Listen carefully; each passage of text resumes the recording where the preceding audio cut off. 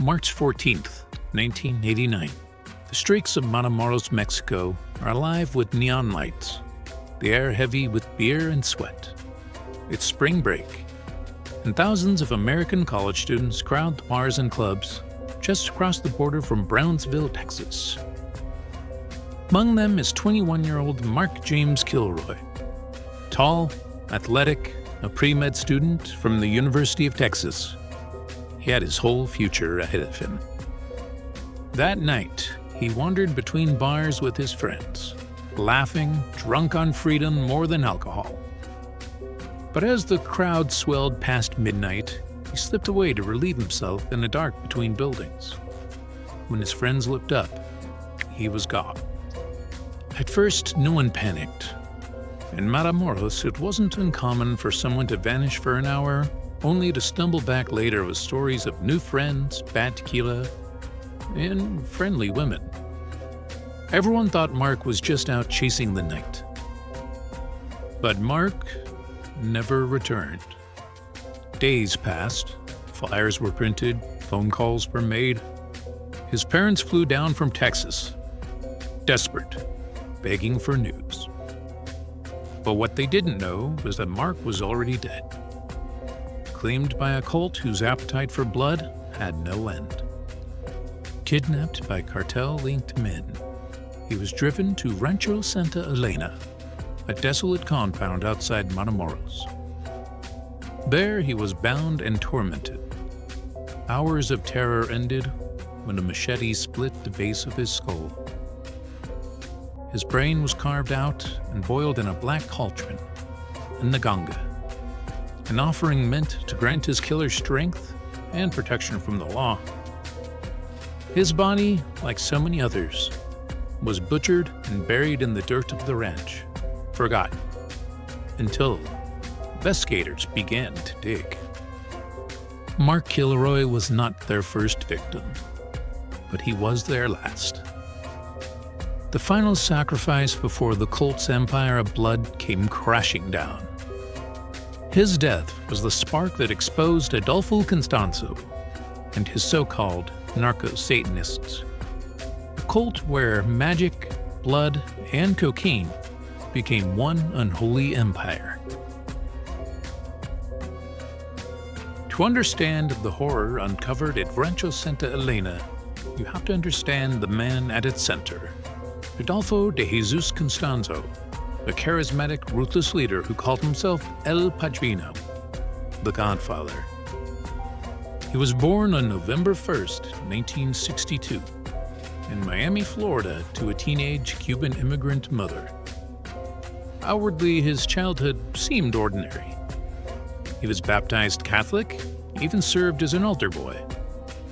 But behind closed doors, his life was steeped in something far older and darker. His mother practiced Santeria, an Afro-Caribbean faith blending Catholic saints with Yoruba deities, and his grandmother was said to be a witch. From the time he was a boy, Constanzo was taught to believe in spirits, sacrifices, and the power of ritual. After a short time in Puerto Rico, his mother brought him back to Miami. There, Adolfo became an apprentice to paleros, priests of Palo Mayombe, another Afro-Caribbean tradition focused on sacred iron cauldrons, or nagangas, filled with earth, sticks, bones, and offerings to house powerful spirits. Traditionally, Palo Mayombe is feared for its darker rites and animal sacrifice. But Constanzo twisted it further. He took what was symbolic and made it literal. He saw blood not just as an offering, but as fuel. By his teenage years, he was already performing rituals for profit, reading fortunes and selling charms for protection. He was handsome, charismatic, and persuasive. People trusted him, people feared him, and he learned quickly how to use both. In the early 1980s, Constanzo left Miami once again, this time for Mexico City. There he reinvented himself, not just as a fortune teller, but as a psychic to the rich and powerful. Actors, musicians, businessmen, even politicians sought him out. But his most loyal clients came from the cartels. Drug traffickers believed his magic could shield them from bullets, blind the police, and guarantee success. And Constanzo delivered, or convinced them he did.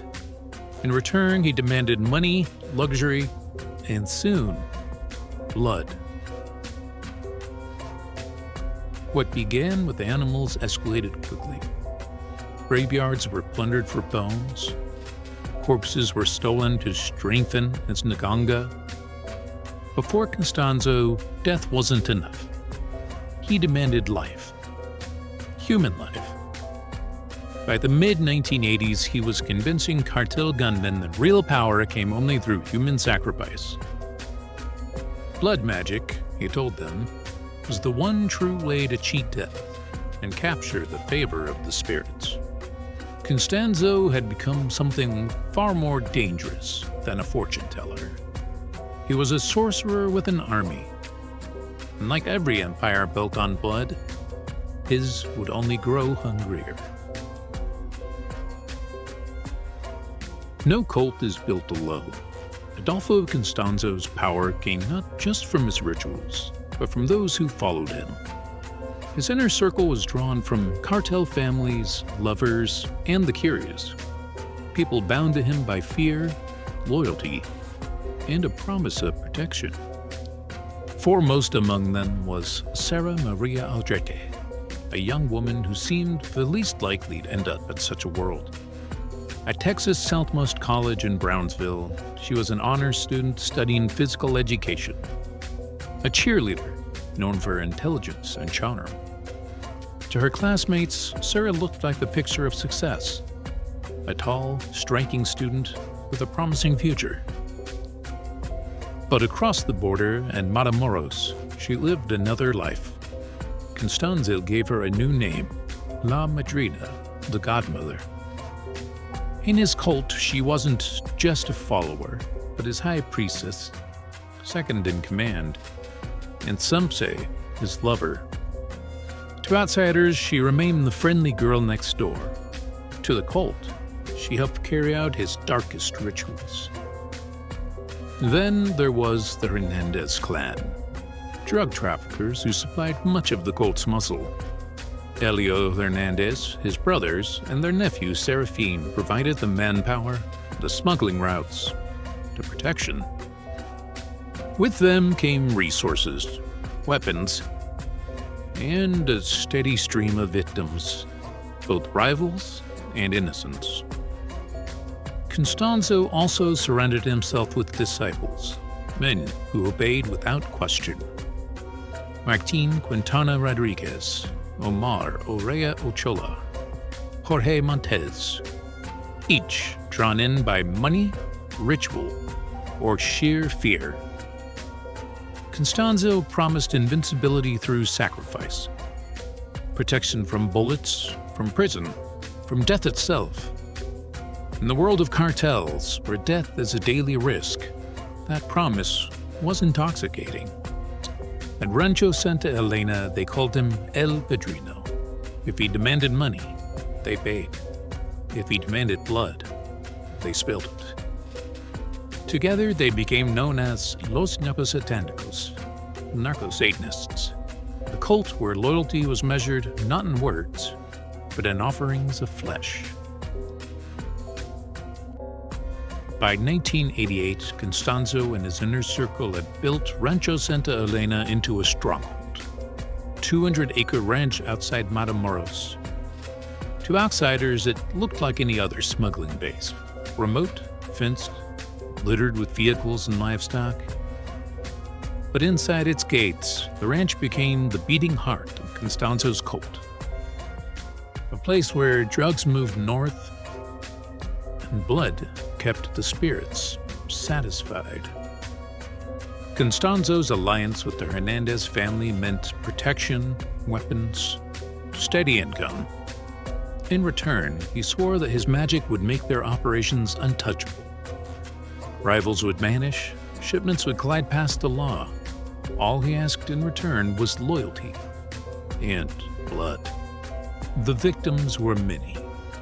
Investigators later uncovered 15 bodies buried around the ranch, though some believe the true number was far higher. Not all were cartel enemies. Some were unlucky strangers who simply crossed paths with the wrong men on the wrong night. Among the dead was 14-year-old boy Jose Garcia, abducted as he walked home from school. Somewhere along that quiet road, headlights cut across the dark, and hands dragged him into a car. He never came home. His body would be exhumed months later, mutilated beyond recognition. Others met the same fate. Ranch hands who had seen too much, low-level smugglers who had fallen out of favor, even a transvestite named Gilberto Sosa, whose disappearance shocked the nightlife community. Each was taken, bound, and delivered to the shack where Constanzo ruled. Survivors of the cult later described the rituals. Victims were forced to kneel in front of Costanzo's altar as he chanted. The others circled, the air thick with smoke and sweat. Sometimes the machete fell quick, a blade at the base of the skull. Other times, the death was slower. Hearts cut out, fingers severed, streams echoing in the desert night. Blood was smeared across idols, organs dropped into bubbling cauldrons. To Constanzo, each sacrifice was proof of power. To his followers, each scream was a promise of protection. For months, the ranch was a place of impunity. Drugs moved north, victims disappeared, and Constanzo's followers grew convinced they were truly invincible. The illusion shattered in March of 1989, when the cult kidnapped an American, Mark James Kilroy. Unlike so many before him, his disappearance did not fade quietly into the night. Within hours, his friends raised the alarm, his parents flew to the border and pleaded for help. Their pleas drew in state and federal officials. Texas Attorney General Jim Maddox called the case horrific. U.S. Senator Lloyd Bentsen urged swift cooperation from Mexico. And in Washington, the White House drug policy chief William Bennett publicly mourned Kilroy's death as a tragedy for both nations. But for the Kilroys, these statements were no comfort. They wanted their son. On April 1st, 1989, the first real break came. At a federal checkpoint outside Matamoros, a smuggling truck driven by Serafin Hernandez failed to stop. Agents tailed it across the flatlands to Rancho Santa Elena. At first, it looked ordinary. Fences, livestock, smuggler's hideout. But as investigators dug, the ground began to give up its secrets. Disturbed soil revealed shallow graves. One after another, mutilated bodies surfaced, 15 in all.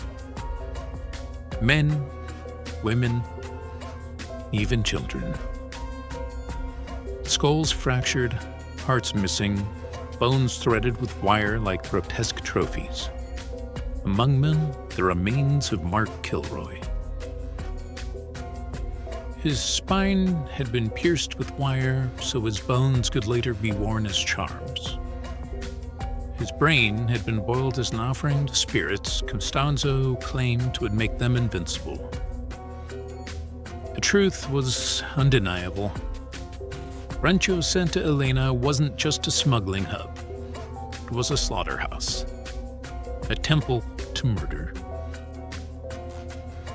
The discovery of Rancho Santa Elena ripped away the mask Constanzo had worn for years.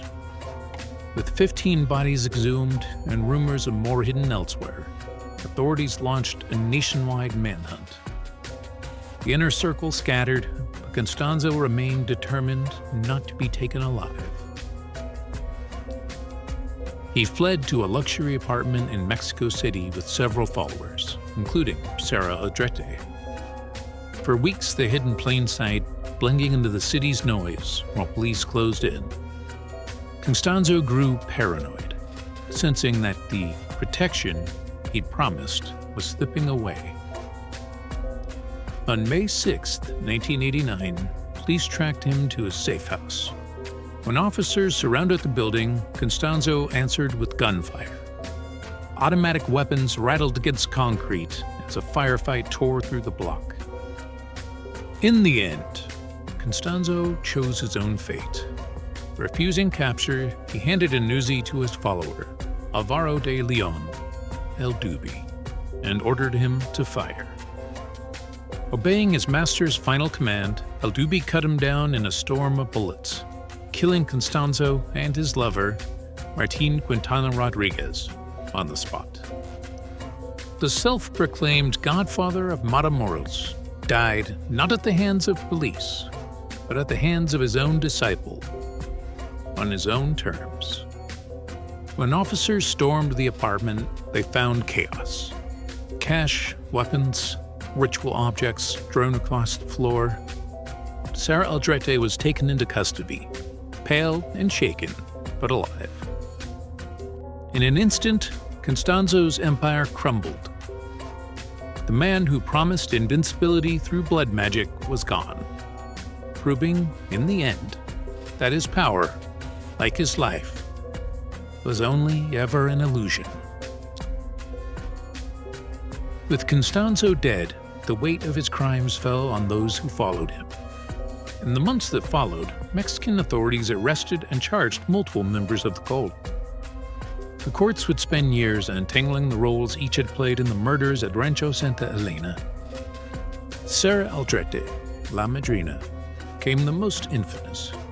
Once a promising student, now branded the high priestess of the Narcosatanists. She was convicted on charges of murder and racketeering. Her sentence? 62 years in prison. From behind bars, she has maintained she was manipulated by Constanzo. Prosecutors insisted she was fully complicit. Members of the Hernandez family, whose cartel connections gave the cult its reach, received long prison terms as well, 62 to 67 years for murder, kidnapping, and drug trafficking. Alvaro de Leon, El Dubi, the man who obeyed Constanzo's final command and pulled the trigger, was sentenced to 30 years. Ending the Godfather's life did not spare him justice. In the years since, families of the dead have struggled to make sense of the horrors committed in the name of superstition and greed. The ritual shack at Rancho Santa Elena was destroyed, the ground purified with prayers and crosses in a bid to erase its stain. But memory doesn't burn so easily. In the end, Constanzo's promises of power died within. What remained were shallow graves and the memory of a cult that believed blood could make them gods. Instead, it made them monsters. Rancho Santa Elena is empty now. The shack destroyed, the graves unearthed. But the desert remembers. And when the wind sweeps across that barren land, some say it still carries the echoes of the screams left behind.